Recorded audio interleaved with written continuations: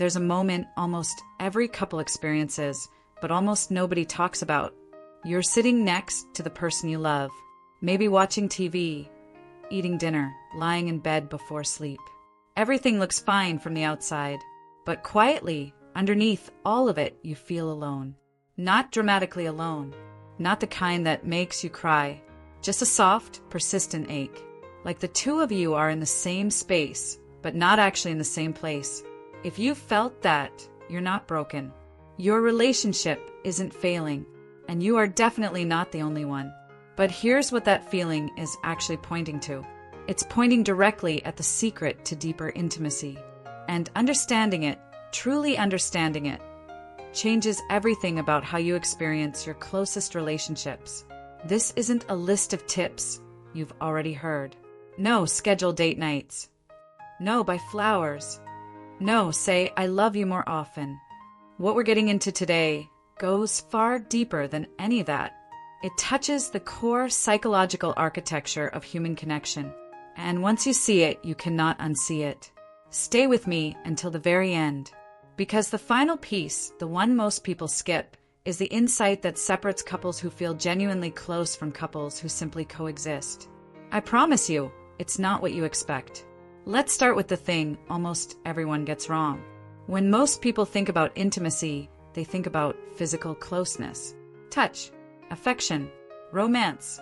And yes, those things matter. But physical closeness is a result of something deeper, not the source of it. When couples lose their sense of intimacy, they almost always try to fix the physical symptoms. They plan a romantic weekend. They try to be more affectionate. They go through the motions of closeness. Sometimes it helps, temporarily, but the deeper ache doesn't go away because they never touched what actually caused the distance in the first place. Here's the truth. Real intimacy is not a behavior. It's a feeling. Specifically, it's the feeling of being fully known by another person and still fully accepted. Read that again because it matters. Intimacy is the experience of being completely seen, including the parts of yourself you're not proud of, the fears you've never spoken aloud, the versions of yourself that aren't polished, confident, or easy, and still feeling chosen, still feeling safe, still feeling loved. That's what most people are actually hungry for. Not touch, not romance, not even companionship in the conventional sense. They want to stop hiding.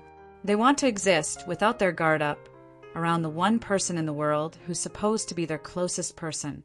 And that experience, that particular quality of emotional safety and visibility, that's what almost every struggling couple is missing. So why is it so rare? Here's the part most relationship content never gets into honestly. The reason genuine emotional intimacy is rare isn't because people are bad partners. It's not because love fades or compatibility disappears. It's because most of us were never taught how to be emotionally intimate. We weren't raised in environments that modeled it. We weren't given the language for it. We were taught, directly or indirectly, that vulnerability is weakness, that emotional needs are burdensome, that keeping things light and functional is safer than going deep. And then we walk into adult relationships carrying all of those unexamined beliefs. And we try to build real closeness with someone while simultaneously protecting ourselves from the very exposure that real closeness requires. The result? A relationship that functions on the surface but feels hollow underneath. This is not a personality flaw. It's a learned behavior, and learned behaviors can be unlearned. But before we talk about what actually creates intimacy, you need to understand the specific barrier that kills it. Because this is the part most people miss completely. And once you see it, you'll recognize it immediately in your own relationship. The barrier is not conflict. It's not differences in personality or communication styles. The single most common intimacy killer in relationships is what psychologists call emotional unavailability. And it doesn't always look the way you'd expect. Emotional unavailability doesn't mean your partner is cold or distant or uncaring. It can look like someone who is warm, funny, generous, genuinely loving, but who consistently deflects from emotional depth. They change the subject when conversations get real. They respond to your emotions with problem solving instead of presence. They get uncomfortable when you try to talk about feelings and steer things back toward the practical and comfortable. They're not doing this maliciously. Most of the time, they're not even doing it consciously. They've simply learned that emotional depth isn't safe territory, and they're protecting themselves the only way they know how. And here's the painful irony. When one partner keeps reaching deeper and the other keeps pulling back toward the surface, both people end up feeling alone. The one reaching out feels unseen and uncared for. The one pulling back feels pressured and inadequate. And over time, both of them quietly give up. They settle into a comfortable but hollow version of the relationship. They become experts at being around each other without ever truly being with each other. Sound familiar? If it does, hear this. This pattern is not your fault, but it is your responsibility, because awareness is where change begins. So what actually builds the thing you're looking for? The foundational element of deep emotional intimacy is something called psychological safety. This concept comes from organizational psychology, but it applies just as powerfully to relationships. Psychological safety means you feel genuinely safe to show up as you actually are, without fear of judgment, ridicule, dismissal, or punishment. It means you can say the wrong thing and not be catastrophized. You can express a need and not be made to feel like a burden. You can be imperfect, uncertain, scared, or struggling, and still feel that the relationship is stable and that your partner is on your side. In relationships with high psychological safety, partners take more emotional risks. They share more honestly. They ask for what they need. They admit when they're wrong. They repair quickly after conflict. And the relationship feels both more honest and more loving at the same time. In relationships with low psychological safety, everything becomes managed. People say what feels safe to say. They hide the parts they're afraid will be judged. They anticipate negative reactions and preemptively edit themselves. And gradually, the person their partner sees isn't really them. It's a managed, curated version of them. And that managed version cannot be truly intimate with anyone because it's wearing a mask. So here's the first real question to ask about your relationship. Do you feel psychologically safe with your partner? Not physically safe, emotionally safe. Can you say something vulnerable without bracing for impact? Can you express a need without feeling like you're inconveniencing someone? And equally important, does your partner feel that way with you? Because intimacy is not a solo project. It requires both people to create the conditions where the other person feels safe enough to truly show up. And this is where the real work of intimacy lives, not in romantic gestures, in the everyday micro-moments where you either build safety or quietly erode it. Let me give you a specific example, because abstract concepts only take you so far. Imagine your partner comes home from work looking visibly deflated. They sit down, quiet, a little withdrawn. You have two common responses available in that moment. The first response, you ask what's wrong, hear a frustrated answer about something at work, and immediately start offering solutions.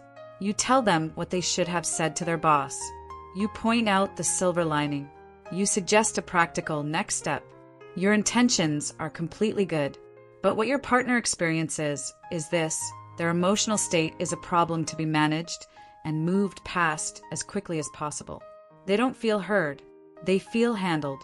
The second response, you sit near them, offer your presence without an agenda, and say something like, "That sounds really draining. Do you want to talk about it, or do you just need some quiet?" And if they talk, you listen.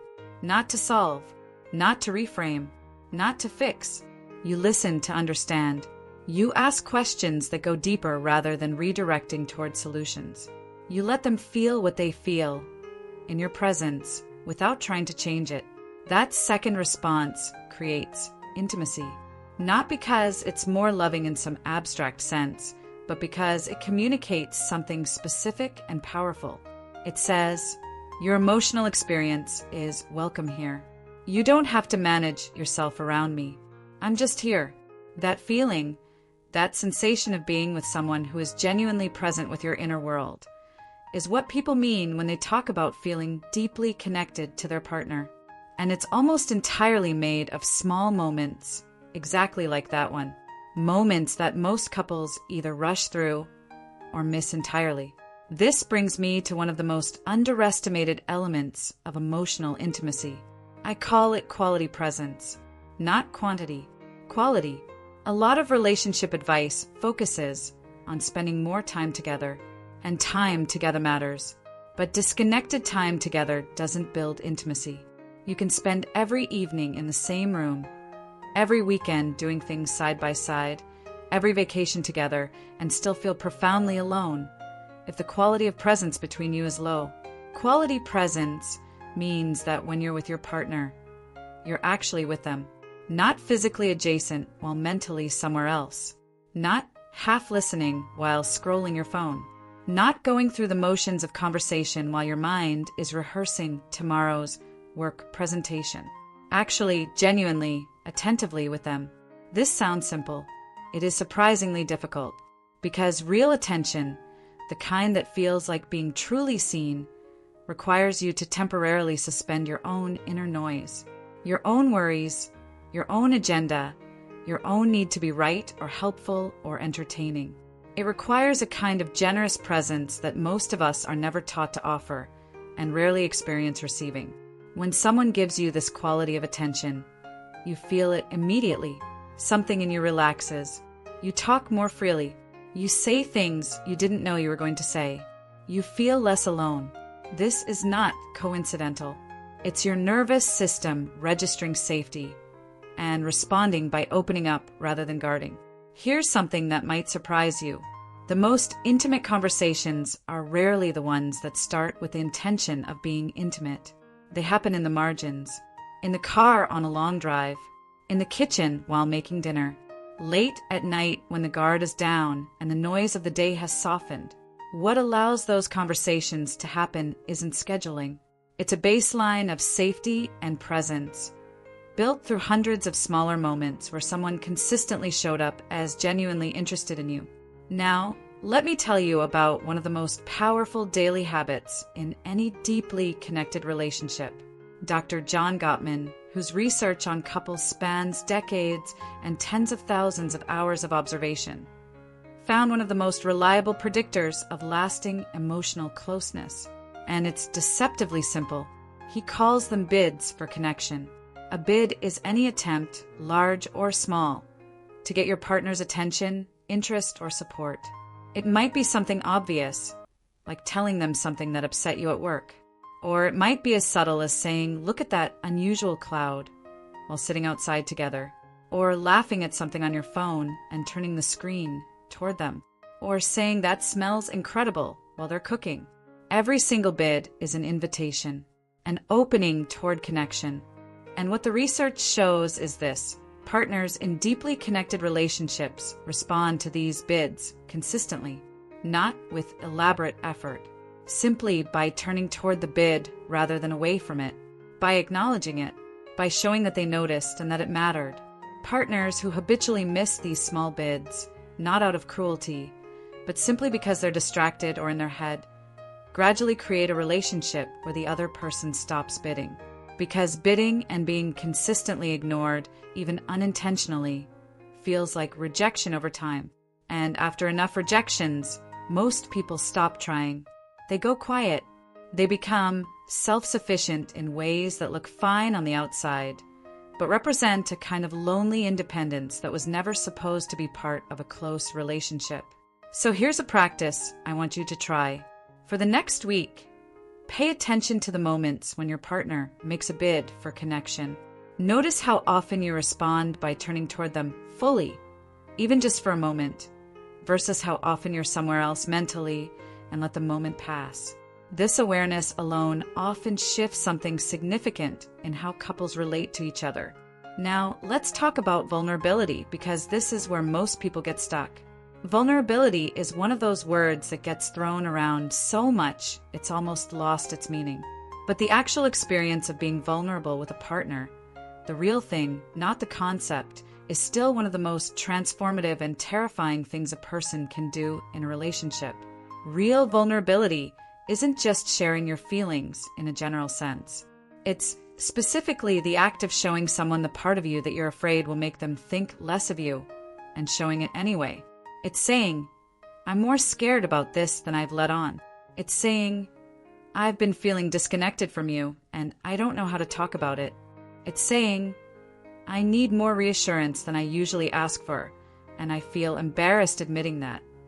It's saying I miss us, and I don't know how to get back to where we were. These things are hard to say. They feel exposed. They feel risky. And the risk is real. There's no guarantee that vulnerability will be met with the warmth it deserves. But here's what the research on intimacy consistently shows. Relationships that endure, that grow richer rather than flatter over time, are relationships where both partners have learned to tolerate the discomfort of vulnerability and to handle each other's vulnerability with care. Not perfectly, not without mistakes, but consistently enough that both people feel safe enough to try. And this brings up something critically important, because how you receive someone's vulnerability is every bit as important as whether you offer your own. When your partner shares something that makes them feel exposed, the worst thing you can do is minimize it, make a joke of it, jump straight to fixing it, or redirect the conversation back to yourself.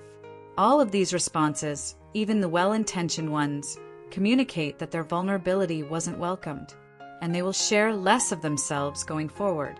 The best response to someone's vulnerability is presence, acknowledgement, and genuine curiosity. Something as simple as, "Thank you for telling me that. That sounds really hard. Tell me more." Those words seem small. Their effect is enormous. They signal that the emotional risk your partner just took was worth it. And that signal is what makes them willing to take it again. Over time, these repeated experiences of sharing something vulnerable and having it received with care build something called earned security in a relationship. It's the deep knowledge, written not just in thought, but in the body, that this person is safe, that this relationship can hold the full weight of who you really are. And that knowledge is the foundation of everything we truly mean when we talk about intimacy.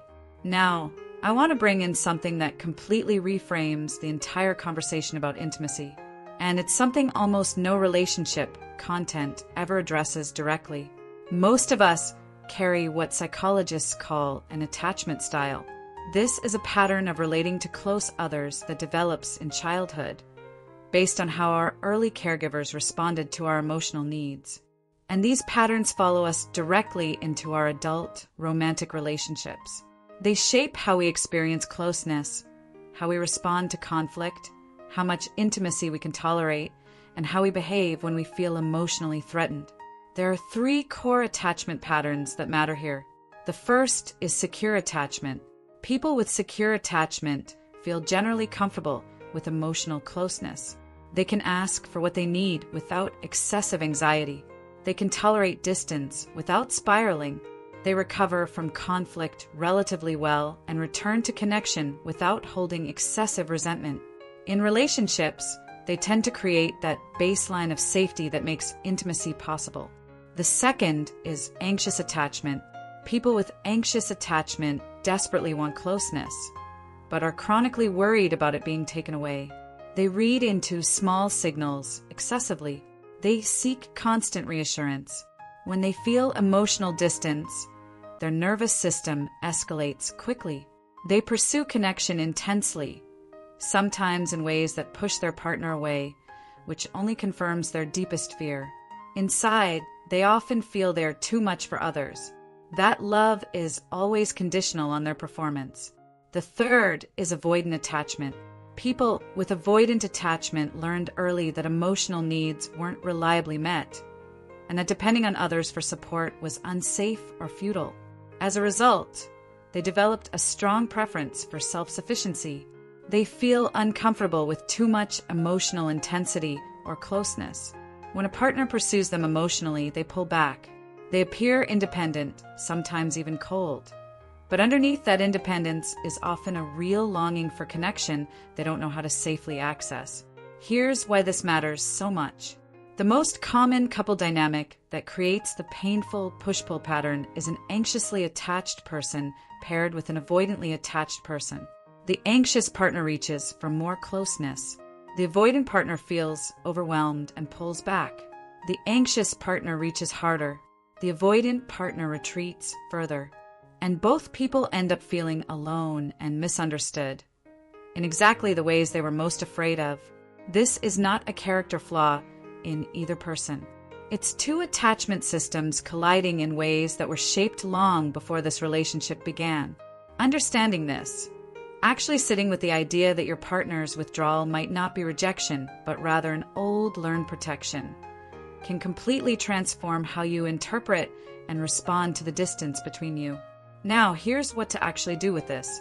If you recognize yourself in the anxious pattern, the most valuable work you can do is learn to regulate your own emotional escalation before reaching for reassurance. Not because your needs are wrong, but because reaching from a place of panic tends to trigger exactly the withdrawal you're most afraid of. Building a sense of security within yourself gradually reduces the pressure on the relationship and paradoxically creates more room for the closeness you actually want. If you recognize yourself in the avoidant pattern, the most valuable work is learning that emotional closeness doesn't have to mean losing yourself. That someone wanting to know you deeply is not a threat to your independence. That intimacy isn't a demand for you to disappear into another person. It's an invitation to be more fully yourself in the presence of someone who chooses you. The emotional closeness you've been protecting yourself from might actually be the thing that finally makes you feel less alone. And if you recognize elements of both patterns, which is extremely common, the awareness itself is a starting point. You cannot change a pattern you cannot see. Now, let's talk about something most couples quietly struggle with for years without knowing how to address it. The feeling that you and your partner have drifted apart. Not dramatically, not because anything terrible happened, just gradually, quietly, almost imperceptibly, the closeness that used to feel natural started requiring more effort. Until one day you look at each other across the breakfast table and realize you feel more like comfortable roommates than genuinely intimate partners. This drift is normal. Let me be very clear about that. It's not a sign that the relationship is broken or that the love has faded. It's what happens when life gets full and the relationship stops being actively nourished. When attention gets redirected to children, careers, responsibilities, and the 1,000 other things competing for your bandwidth in modern life. When the conversations that used to happen naturally, full of curiosity and discovery, get replaced by logistics, small talk, and the management of daily life. The good news? Drift is reversible, but it doesn't reverse by accident. It reverses by choice. And here's one of the most effective ways to begin. I call it the 6-question conversation. It's simple enough to do tonight. Sit with your partner. No phones, no television, no interruptions. Just the two of you. And take turns asking each other genuinely curious questions. Not logistical questions. Not questions about the kids or the weekend schedule. Questions about the inner world of the person sitting across from you. Questions like, what's been weighing on you lately that you haven't talked about much? Or, what has surprised you about yourself recently? Or, is there something you've been hoping I'd notice without you having to say it? Or, what part of our relationship feels most alive to you right now? These questions open doors. And what often happens when couples do this sincerely, sometimes for the first time in years, is that they discover they still want to know each other. The curiosity didn't disappear. It just stopped being expressed, expressing it again, even clumsily, even imperfectly, begins to rebuild the felt sense of knowing and being known that intimacy requires. Now, here's something I think is genuinely important, and that most relationship advice leaves out entirely. You don't have to be a naturally emotionally expressive person to build deep intimacy with your partner. You don't have to be eloquent about your feelings. You don't have to suddenly become someone who opens up easily or finds emotional conversation natural. What you need is the consistent willingness to try, to show up imperfectly but genuinely, to say the thing even when you're not sure how to say it, to reach toward your partner even when reaching feels awkward. The partners in long-term relationships who feel the deepest sense of intimacy are not always the most emotionally articulate. They're the most consistently willing to try. That willingness, that ongoing commitment to showing up for the inner life of the relationship, even when it's uncomfortable, is what actually builds the thing over time. And on the other side, the most important thing you can offer your partner when they're trying imperfectly to connect with you is grace. The grace of not requiring them to be perfect at this. Because the way you receive someone's imperfect attempt to connect determines whether they try again. Now, there's one more thing I need to address, because it's the thing most often left unsaid in conversations about intimacy. Sometimes the distance you feel isn't about a lack of skill or willingness. Sometimes it's the accumulated weight of unresolved pain, moments that were never repaired, words that were said and never fully taken back, needs that were expressed and consistently unmet, disappointments absorbed without ever being spoken through. Over time, these small accumulations create what some therapists call emotional debt, a quiet backlog of unresolved hurt that sits underneath the surface of daily interactions and makes real closeness feel unsafe. If this is where you are, the path forward is not to bypass the pain and jump straight to connection building. It's to create space for that pain to be acknowledged and worked through, not all at once, not in one dramatic conversation, but gradually, gently, with the willingness to say, I know things haven't been easy between us, and I want us to get to a better place. That willingness to name the distance, rather than pretend it isn't there, is itself an act of intimacy. And if the unresolved pain feels too significant to navigate on your own, please consider speaking with a couples therapist, not because your relationship is broken, but because having a skilled guide for difficult emotional territory is a sign of intelligence and care, not failure. Dr. Eva Danielle always says, the couples who do the work, whether on their own or with support, are the couples who get to experience the depth of connection that most people only ever hope for. So let's bring this all together. Deeper intimacy is not a destination you arrive at once and then maintain passively. It's a living, dynamic quality of relationship that grows or diminishes based on the daily choices of two people. It grows when you choose presence over distraction, when you choose to reach for your partner's inner world rather than staying at the surface, when you choose to respond to vulnerability with care, when you choose to repair after conflict rather than let resentment calcify, when you choose to see your partner's difficult behaviors through the lens of their history, rather than only through the lens of your frustration. And it diminishes when those choices consistently go the other way. The secret to deeper intimacy is not a technique. It's not a conversation you have once, or a book you read, or a vacation you take. It's a quality of attention and care that you bring to the relationship day after day. It's the willingness to see your partner as a full, complex, evolving human being rather than a familiar fixture in your life. It's the courage to be seen that way yourself. The couples who experience the most profound sense of closeness are not the ones who are perfectly matched or who never struggle. They are the ones who chose and keep choosing to really show up for each other in the big moments and the small ones, in the conversations that go deep and the quiet evenings that ask nothing at all. That is what you're building when you build toward deeper intimacy. Not just a better relationship, though you will absolutely have that too, but a deeper experience of being known, valued, and genuinely not alone. And that more than almost anything else in adult human life is worth working for. Before you close this video, do one thing. Think of one small action you could take in the next 24 hours that would build a moment of real connection with your partner. Not a grand gesture, just one small, genuine, present moment of actually showing up. Put the phone down when they walk into the room. Ask the question you've been meaning to ask. Say the thing you've been holding back. Connection doesn't wait for the perfect moment.